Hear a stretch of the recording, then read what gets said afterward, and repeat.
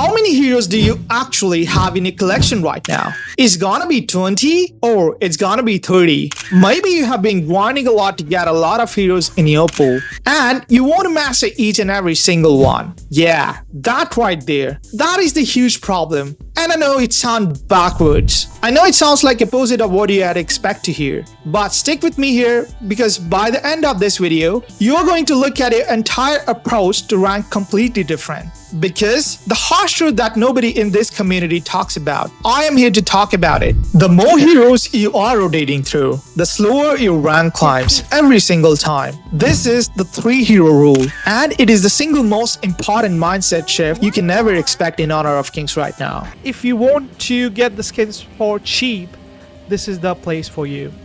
Buff is presenting you to 50% off. So what you're gonna do, you just have to make your account on the Buff. And then you sign in with your Gmail ID or anything which is given on the Buff. Then you have to register it up, and boom.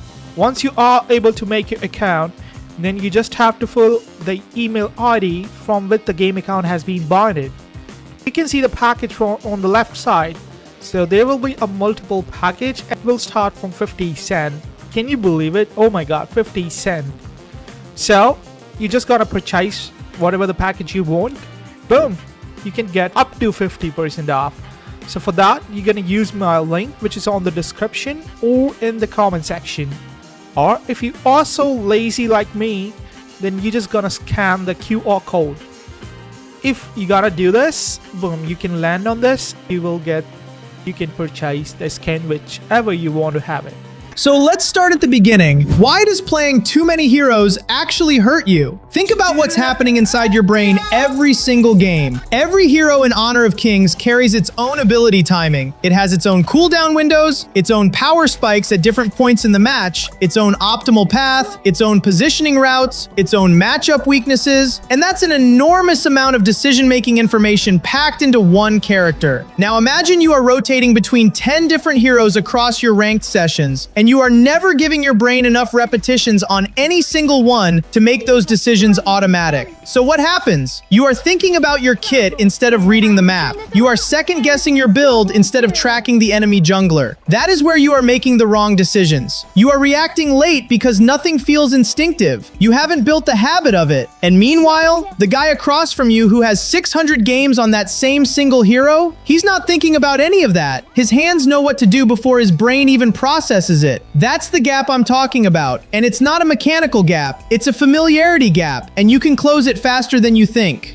Now, where does the 3 hero rule actually come in? The rule is really simple. You build a pool of exactly 3 heroes. Not 2, not 5, not a few depending on my mood, it's 3. And each one fills a specific role in your strategy. So let's talk about hero number 1, your main. This is the hero you know inside out, the one you can play half asleep and still perform like triple S. This is your bread and butter pick, something sitting in S or A tier right now in the current meta that fits your preferred role and that you genuinely enjoy playing. Because that part, it's really important. Enjoyment matters more than what people say about, this is the hero you should play to push rank. No, if you don't actually like the hero, you won't put in the reps needed to master it. You'll lose interest, and that's not gonna help you push your rank. Now let's talk about hero number 2, your counter pick. This is the hero you pull out when your main gets banned, or when the enemy is running a composition that hard shuts your main down. Let's say you're picking Ho Yi, and you can see the enemy is picking all kinds of counters for him. At that point, you skip Ho Yi for that game. Counter picks happen constantly at mid to high rank, trust me. Once people see you spamming your main,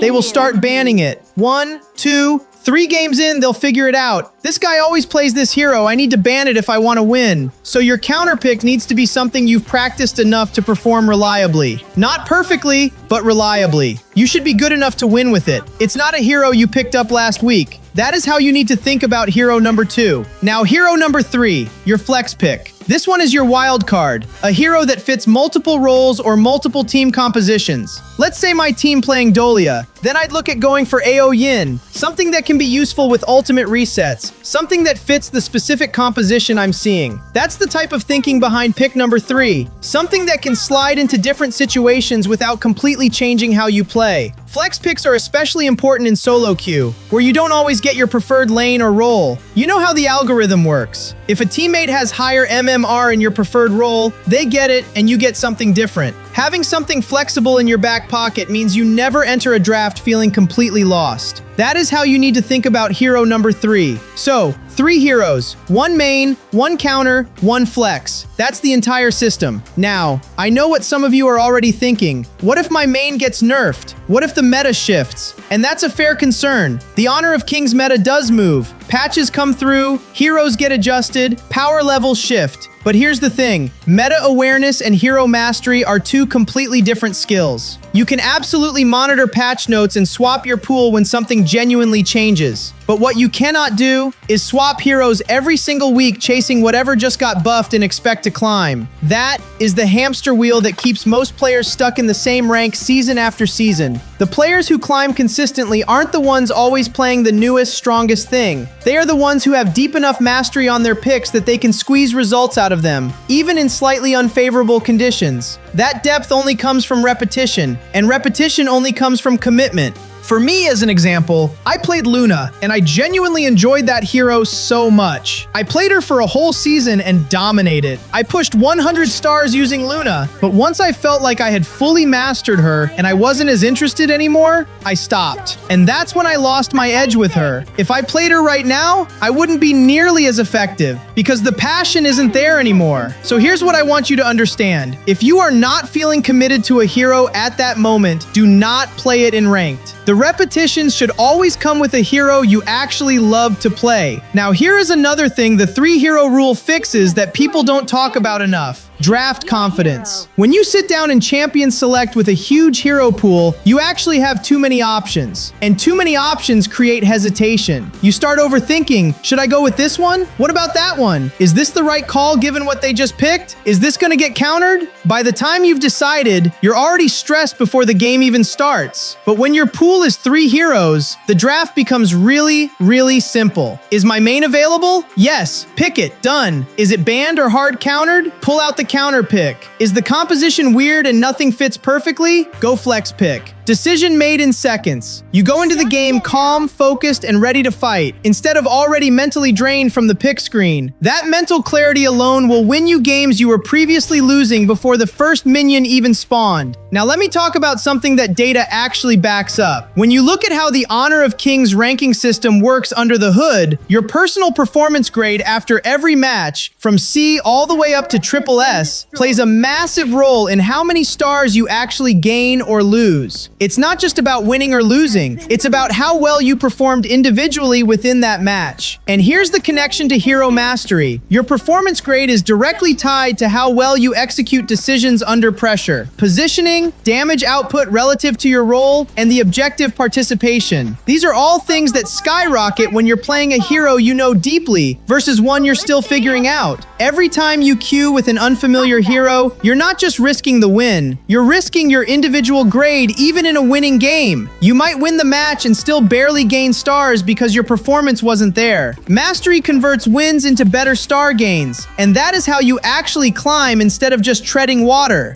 So how do you actually build your 3 hero pool the right way? Start by being honest with yourself about your role. Not the role that sounds cool, not what someone told you to play. What role do you actually perform best in? Go back through your recent matches. Which role has your highest win rate? Which one do you feel most comfortable in during chaotic games, where even when you're getting pressured, you have the confidence to say, it's fine, I can sustain and win this in the late game. That kind of confidence is what I'm talking about. When you have it, nobody can fully defeat you, even in a losing match. That's your starting point. Then look at the current meta and find 2 or 3 heroes in that role sitting in S or A tier. I always put out a tier list guide video at the start of each new season, so check those to figure out what's strong. Play 5 to 10 games on each of them in casual or normal matches first, not ranked. Get a feel for which one clicks with how you naturally think and move. The one that feels most natural after those sessions becomes your main. For your counter pick, look at what's being banned or dominating invading your lobby most frequently right now? See the pattern. If you're noticing a lot of Wukong players coming through and winning games, start thinking about who answers that. For me, I'd go Liu Bang. He's a strong counter to Wukong. Find something that answers those threats and put actual games into it, specifically in situations where you need to use it. And for your flex pick, look for heroes that work across at least 2 different lanes or roles. Something with a versatile enough kit to adapt. Practice it in scenarios where your normal picks aren't available. That's the moment it's there for you. Once you've locked in those 3, commit to them for a full ranked season before even thinking about expanding your pool. Now here's the final thing I want to say, because this is the part most people skip.